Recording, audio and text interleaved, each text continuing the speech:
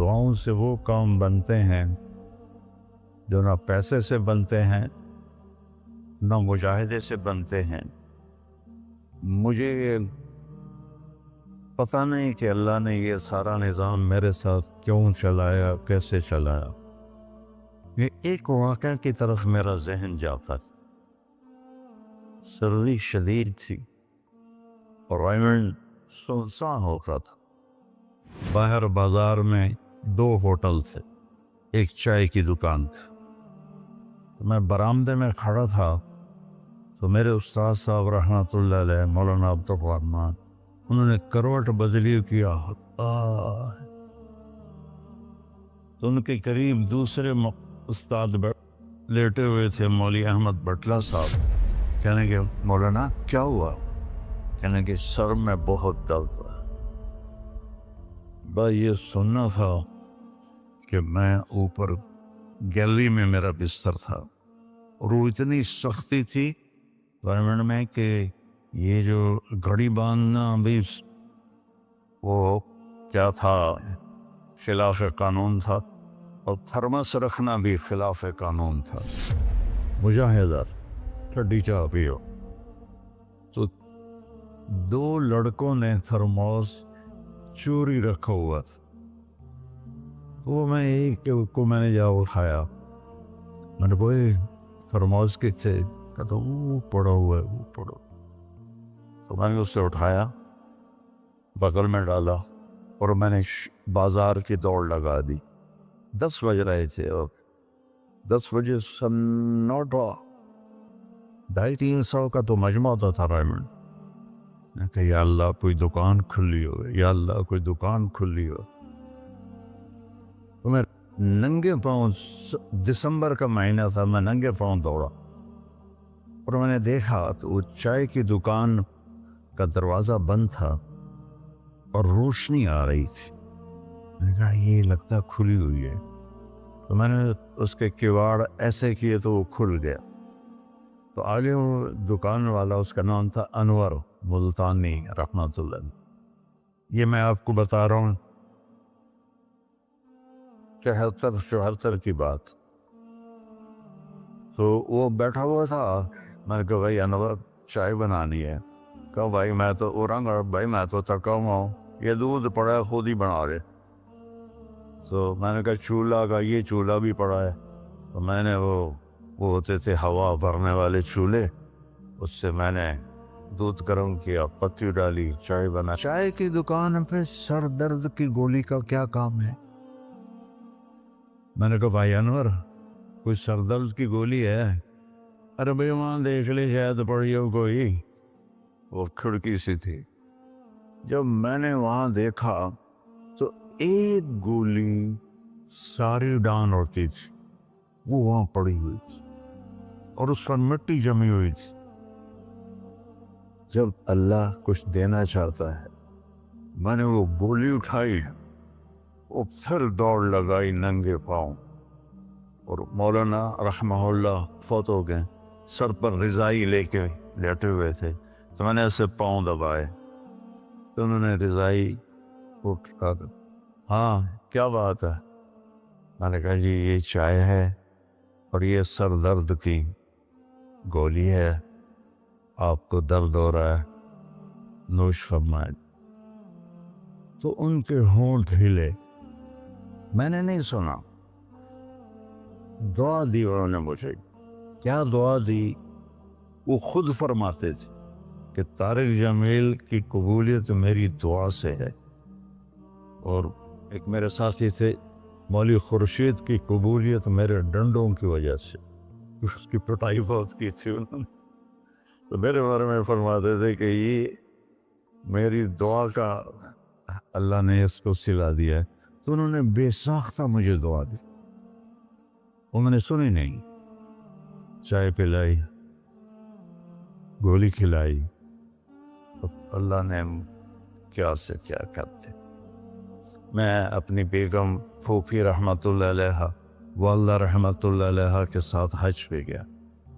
ان کو لے کر میں باہر نکلا تو 2 بوڑھی عورتیں بیٹھی تھیں۔ میں کہ اماں جی کیوں بیٹھی ہو؟ کہ پتہ بھول گئی ہیں. اب میرا بھی وہ دوسرا حج تھا, مجھے بھی مدینہ کا حدود اربع پتہ نہیں تھا. میں کہا کوئی ہے تھوڑے کول کارڈ؟ انہوں نے کہا اے کارڈ ہے. میں کہا اچھا آ جاؤ. اور دونوں چل پڑی. مجھے ایک عرب ساتھی نے پورا گھر دے دیا ہوا تھا. جو دروازے پر پہنچے تھے ایک اور کھانے لگی, نہیں میں نہیں جانتی. وہ کرنے کے دیکھ کے نا شور شریف لگتا ہے, کوئی ایڈی وڈی گل, آ جا آ جا. وہ جہاں کو لے کے میں نے اپنی بیگم سے کہا کہ ان کو کھانا کھلاؤ, اور وہ کارڈ لے کر میں اپنے ایک دوست کے پاس گیا, وہ جو جس کا گھر تھا. میں نے کہا اٹھو دکان سے اور یہ پتہ تلاش کروا. تو ہم دونوں گاڑی میں بیٹھے اور گھومتے گھومتے گھومتے کوئی آدھے گھنٹے کے بعد ہم نے وہ بلڈنگ تلاش کر لی. تو ہم واپس آئے تو دونوں مائیاں عرب والے کی تھیں, سوئی پڑی تھی. میں نے کہا اماں جی اٹھو, تھوڑا گھر ویکھ آیا, تم لے جانا. تو ان میں سے ایک دم اے بیٹا تینوں رب اپنے سونے دیا زیارتاں کرائی رکھے.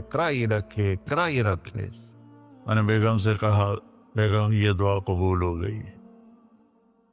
90 سے لے کر آج تک بلا ناغہ میرے رب نے مجھے اپنے گھر بلایا. ایک 94 کا حج نہیں ہوا کہ وہ میری انگلینڈ تشکیل ہو گئی تو میں وہاں چلا گیا. پے در پے حج عمرہ حج عمرہ حج عمرہ حج عمرہ. یہ 3 سال کووڈ کے جو آئے تھے نا وہ ناغہ ہے. تو میں ہمیشہ کہتا تھا کہ اماں دی دعا. اب ایک مزیدار قصہ سنا کے پھر نماز پڑھنی. میں طواف کر رہا تھا تو میری نظر پڑی جواز وسیم پر. وہ مقام ابراہیم پر نفل پڑھ کے نا بیٹھ کے دعا مانگ رہا تھا. تو میں وہاں کھڑا ہو گیا. میرے ساتھی نے کہا طواف پورا کرنا بھی ہے. میں کہا پتہ نہیں اٹھ کے کتنے چلا جاوے. لہٰذا میں اس کے سامنے ایسے منہ کر کے کھڑا ہو گیا. وہ ایسے دعا مانگ رہا تھا. مانگتے مانگتے مانگتے اس نے جب اوپر نظر اٹھائی تو مجھے دیکھا تو اس نے ایسے بھی نہیں کیا, اتھے ہی ہاتھ چھڑے دوڑ کے میرے پاس آیا. کہنے لگا مولانا تمہیں پتہ میں کی دعا کر رہا اس. میں کہا میں کوئی نجومیہ جو انہوں پتہ لگے ہوئے. کہنے لگا میں یہ دعا کر رہا, یا اللہ مولی طارق جمیل کو اماں کی دعا لگی ہوئی ہے, وہ ضرور آیا ہوگا حج پر, وہ جہاں بھی ہے مجھے ملا دیا. کہ یہ میرے الفاظ ختم ہوئے تو تو سامنے کھڑا تھا. تو اس میں آپ کو دعائیں ملیں گی بڑی زبردست. اللہ اپنے فرائض پورے کرو, نماز میں ناغہ نہ ہو, کسی کے لیے دل میں نفرت نہ رکھو, آپس میں اگر صحیح چلنا ہے تو ایک دوسرے کی غیبت نہ کرو, برائی نہ کرو, تو پھر انشاءاللہ نسلوں تک اللہ ہمارا یہ کام چلے گا. میں روزانہ مانگتا ہوں یا اللہ اس کو صدیوں پر لے جا. یہ نہیں کہ میں چلا جاؤں تو کام ختم ہو جائے. یا اللہ اس کو صدیوں پر لے جا, تیرے لیے کیا مشکل.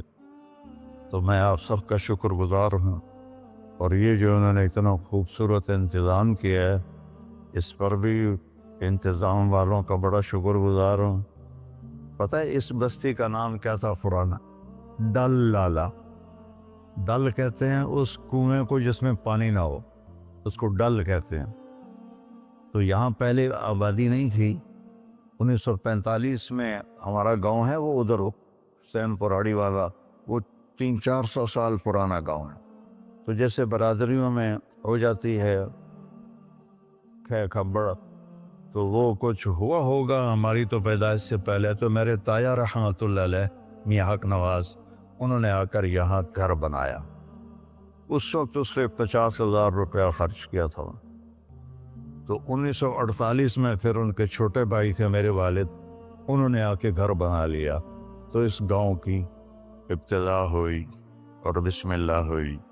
تو اللہ تعالیٰ اسے آباد رکھے, اس چھوٹے سے گاؤں سے اس میں یہ رونقیں لگی رہیں. آپ کے تعاون کا, ان مستورات کا, ان بچیوں کا, آپ کا سب کا انتہائی شکر گزار ہوں. آپ اپنے اس کو جاری رکھیں. میں اجازت چاہتا ہوں کیونکہ مجھے فیصل آباد نکلنا ہے. اللہ بہت برکت دے, آپ سب کو قبول فرمائے. السلام علیکم.